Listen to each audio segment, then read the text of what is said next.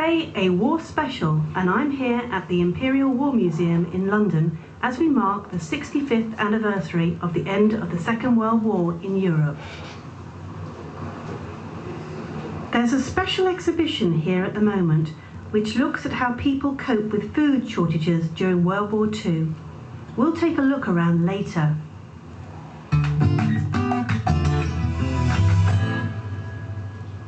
Also on today's programme, we'll be sharing the wartime experiences of deaf people. There's some incredible stories.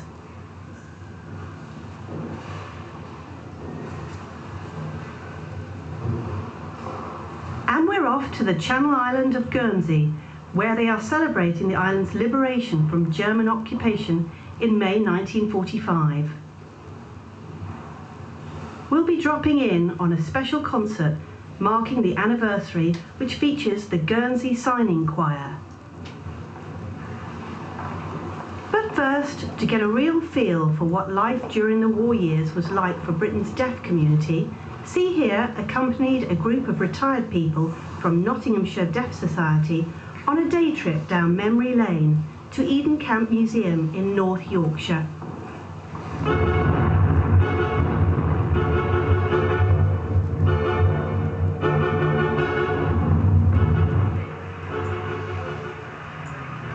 Nottinghamshire Deaf Society members meet weekly to take part in a wide variety of activities, including regular visits to attractions. Today they've invited us to join them on a visit to the Eden Camp Modern History Theme Museum in Malton. The museum uses sights, sounds and smells to tell the story of World War II through scenes and displays covering military and civilian life.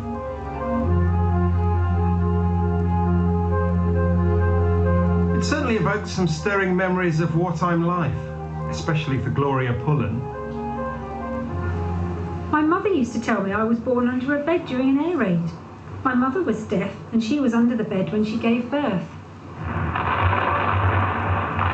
There was an auxiliary nurse there as it was wartime, and she made sure everything was okay and told my mother she had a baby girl. We waited till the bombing had stopped, and then we were brought out from under the bed and put on it. So I was born during an air raid, and the year? 1943.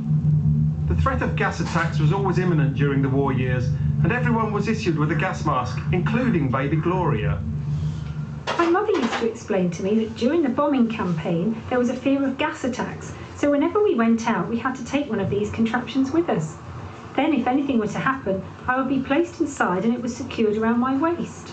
She would then use the hand pump at the side which supplied air for me to breathe.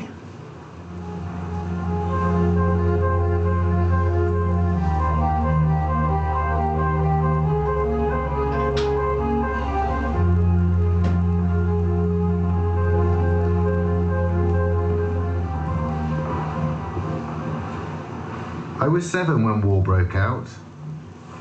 I remember my parents putting me under the table to sleep. And this went on until the end of the war.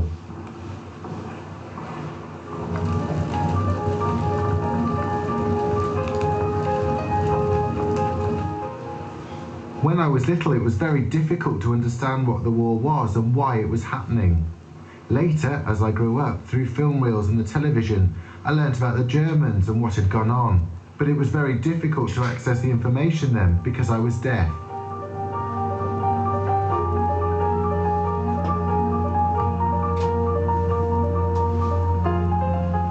I would go out and play on the street, and suddenly people would start to shout and wave to get me to run.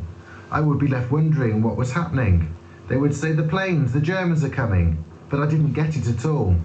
It was only later on that I realised what it had all been about and remembered seeing the planes.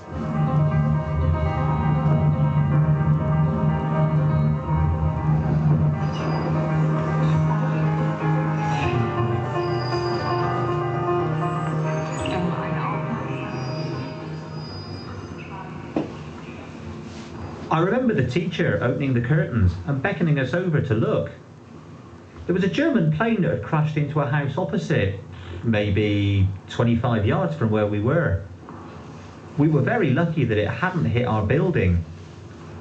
We wanted to go and see, but the army had posted a soldier there so we couldn't get close. But I remember seeing it. It was a very big plane. I'll never forget it.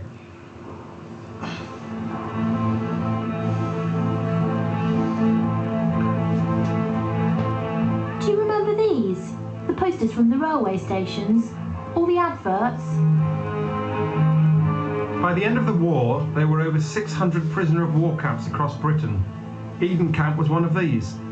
Robert English grew up near a POW camp in Nottinghamshire. These were the clothes the Germans wore. Like this and that coat. You'd see them walking around, wearing them at the prison camp. When they arrived, they wouldn't be dressed like this because they would have had their uniforms on. They had their insignias from their arms and shoulders removed. The buttons from their jackets were cut off and dumped in a pile on the floor. Their rank was stripped from them. Even the highest ranking of officers was just a prisoner now. And in the days before assistive technology, deaf people had to rely on their ingenuity to safeguard their lives. I lived with my parents and grandparents, and we were all deaf. I had 2 uncles, one deaf and one hearing. My hearing uncle was sent off to fight. I remember him leaving. Opposite us was a church, and the vicar was in the ARP. He would come around and let us know if there was an air raid. Back then, there were neither flashing lights nor vibrating alarms like you have nowadays. My grandparents' bedroom was at the front of the house, and my parents were in the back bedroom. The vicar would come to the house, and we had some strong cotton thread that was tied to their big toe. It then went across the room, out of the window, and dangled down outside the house.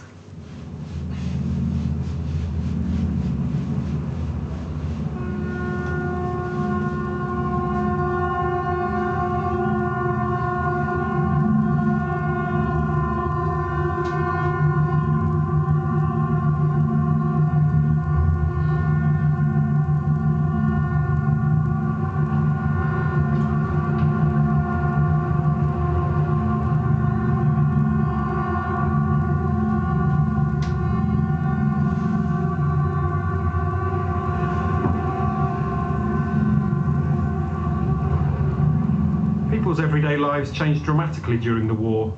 At night, windows and doors had to be covered with heavy blackout curtains, cardboard or paint. Street lights were switched off or dimmed and shielded to deflect the light downwards. You would use a torch on the street to find your way about. It was so dark. Completely black. Car headlights were turned off and there was no street lights. And when you went shopping, you knocked on the door and they would open up very quickly, get you inside and slam it behind you. You'd then get your food and hurry back out as they weren't allowed to let the light out. My parents would tell me about what they did for a living. My mother worked in the munitions factory where they made the bombs to be dropped from the planes over Germany. She would pack the explosives into the shell. I was fascinated by her story of what she did. My father was involved in the reconnaissance photographs that were taken from the planes as they flew over enemy territory. He would print out the pictures on the blue film that was used to inform Bomber Command of where to bomb. Because my father couldn't communicate with his superior officers, they assumed he was stupid, and as he was deaf, that he didn't understand anything. But he did, and he would tell them all down the Deaf Club what was happening. Although of course he didn't give any place names, he would just say Germany. Though we didn't sign Germany back then like we do today, we signed it like a twiddly moustache. So he would be letting them all know what was happening and they'd chat away about it. They'd also tell me. It was like my bedtime story.